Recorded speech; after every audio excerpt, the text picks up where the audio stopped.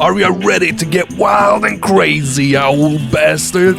Are you ready for the spiritual successor to one of the most successful indie first-person shooter games ever? Are you ready to hear if it's worth your time and buckaroonies? But most of all, are you ready to live out your wild cowboy bebop fantasy a la Cartoon Network style?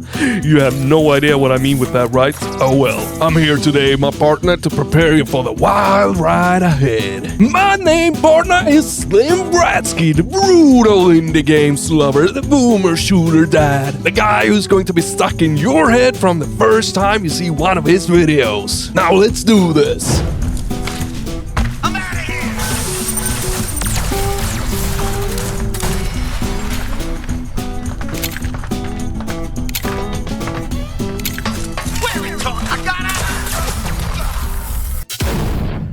Wild Bastards, my broskis, is the spiritual successor to Void Bastards, which took the world by storm with its rather unique strategy and roguelike elements. Now in Void Bastards, we played as escaping prisoners, but in Wild Bastards, we play as outlaws. Dangerous and deadly outlaws who find themselves in quite a tricky situation, to say the least. But right before facing death, a wonderful little spaceship comes to their rescue, and this wonderful little spaceship does not talk, but it does have a mind, and it didn't save these outlaws just because. It has intentions, and it's quickly revealed that the ship is taking them to places where their outlaw buddies face death. Because you see, this ship can review fallen friends, because this game is a sci-fi cowboy fantasy with no limits of how crazy things can be, of course. God damn, this is so cool, we got a full gang here. So we travel to system after system to collect our fallen friends, revive them, and build up a huge team of insanely cool and awesome characters,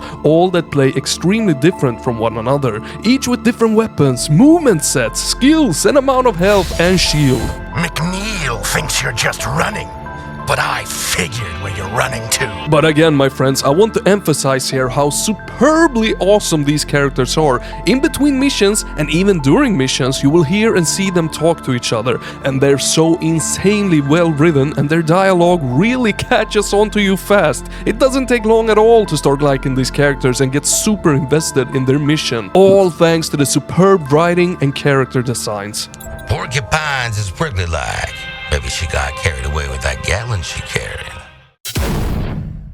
So the gameplay, my broski, it's a deep one. I will do my best here to explain how it works and what I think is great and not so great about it. So, just as Void Bastards, this is a very strategic game. It starts you off very easy, but quickly becomes a lot harder if you're not following along and planning things out correctly. Which, if you're as dumb as me, you will struggle with it. Yep.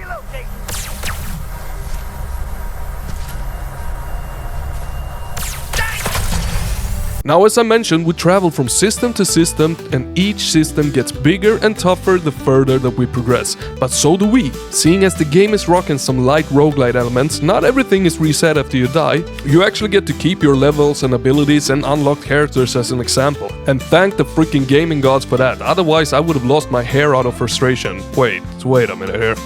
Now there's also a lot of different difficulty game modes to play in, but I highly recommend not playing with the permadeath for your first run. If you don't want to look like me, that is. Now, if you die with the permadeath turned off, you will simply have to restart in the system that you're in, and not from the very beginning of the game. And that kinda makes no sense to you, right? Because I haven't really explained how it works. So how does a planetary system work, you might be wondering? Well, one of the systems contain different planets, some of which contain loot, some enemies, some campaign objectives, and some of them all of the things at once. And it's all procedurally generated, and you're never sure what you're gonna get. Now, each planet acts as a board. You have X amount of turns to play before it becomes the enemy's turn, and your goal is often very clear. You need to reach a certain destination on that board. But to get to that destination, you will have to get through checkpoints of enemies and other hazards. Sounds easy, but it's not. If you're too slow, a boss spawns in on the board and will start hunting you. And while that amps up the difficulty, it does not mean game over. You can still kill the boss if you're good enough, but oftentimes even if you kill the boss, it means game over because your health won't recharge until until you're out of the board, or you get to a shop and you have enough money to buy something to get your health up.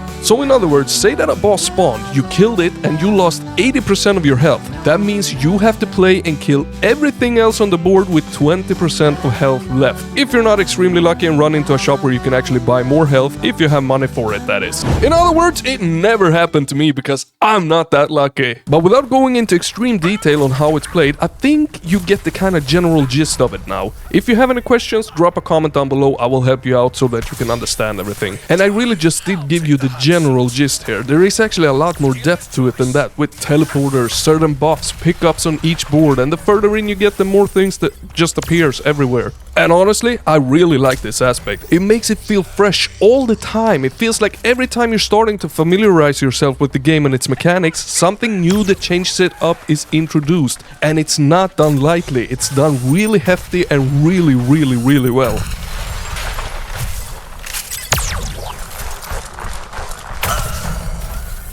And there's even more that I need to touch briefly on. Something that scrapes the surface of the RPG side of things. Does it never end, Slim? Nope. So the characters we play as, they can all level up, become stronger, even fight with one another. If they do, it's up to you to make them friends again. And as long as they have a beef with one another, you will not be able to go down to a planet with both of them. Usually a planet lets you pick 2 to 4 characters to go down with, and that is just another fun aspect to the game that again takes the writing of the game up.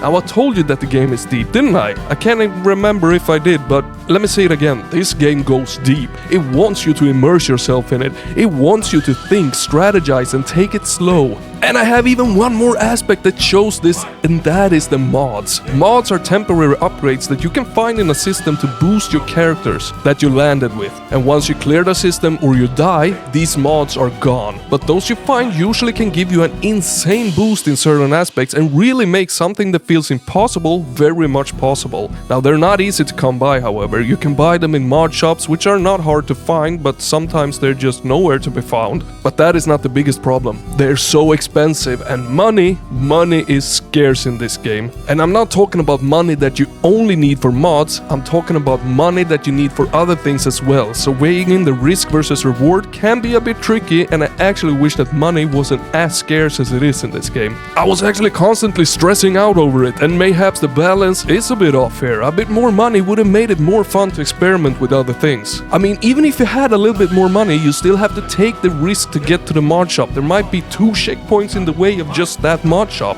and that means you might have to kill 20 more enemies just to get there. So all of the difficulty that the game introduces, new enemies, so many checkpoints with sometimes loaded with enemies, friendly characters that can have a beef with one another, and then adding the lack of money on top of that, it makes it a wee bit too much for my taste when it comes to the difficulty of the game. Those little critters are really saving my ass right now. So I talked about how deep the game is, but how is the actual combat? Well, it's quite hard to talk about actually. The thing is that every character plays vastly different from one another, and there is a ton of characters in this game. And it is up to you to bring the right characters to the right board. So before landing, you have to look at the type of enemies and pick the right characters for the right fight. And once you're ready to fight for your goddamn life to rescue your goddamn dead friends, well, things heat up. Into battle you go, and it doesn't feel great from the get-go. It is a very stale, slow movement, minimal amount of animation, small arenas kind of game. But it all eventually evolves and somewhat grows on you the more you play. It's meant to be this way. It's meant for you to not go a la boomer shooter style and fly through the arenas. Rather go more stealth, strategize, scan your surroundings. So I get why it feels like that, but I would be lying if I said that I wouldn't want it to feel a wee bit smoother than it does. I mean, the other aspects of it is more than fine. I like the arenas, I like the insane amount of enemy variations, I like the strategic aspects of combat, but man, it's stale like a 90-year-old. This did not go as I planned it to, not at all, let me tell ya. So what about the audio and visuals? Are they as stale as a 90-year-old? Well, they are quite unique. Both of them are superbly well done. The music fits every scene that it is presented in, and it really sets the tone and amps you up just as it should.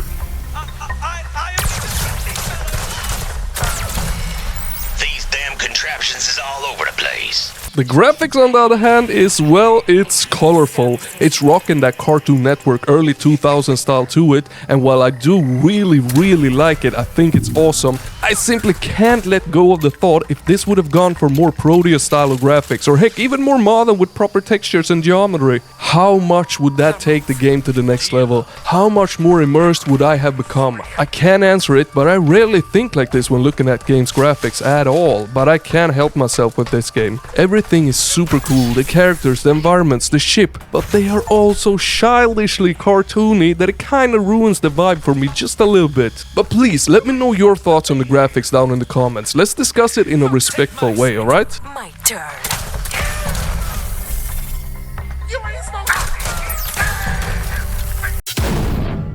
So overall, my friends, I think that this is an extremely unique game. I had really fun while playing it. Everything from the inventory management, the upgrades, the mods, the characters, the combat, it did leave a good taste in my mouth overall. Hell, even the roguelite elements felt fair and not like I was replaying the same thing over and over and over. I never really got frustrated when I died, thanks to being able to turn off the permadeath. But I would have liked to see a little more detail in the graphics. They are very simple, like the same color on the hands, very little detail and so on. And I would have liked to feel a little smoother running around in the arenas. The movement and the combat is overall very stayed. And the difficulty, it is hard, but as I said, it never really gets frustrating thanks to its procedural generation and being able to turn off permadeath. So I was alright with it, but I can see other people getting frustrated with it. But the main question is, so would I say that it's worth your time in buckaroonies? Well, heck, I would, but it is quite expensive and I would like it to say that, yeah, maybe wait for a sale, okay? Now, broskis, I will see you in the next one. Slim, over and out.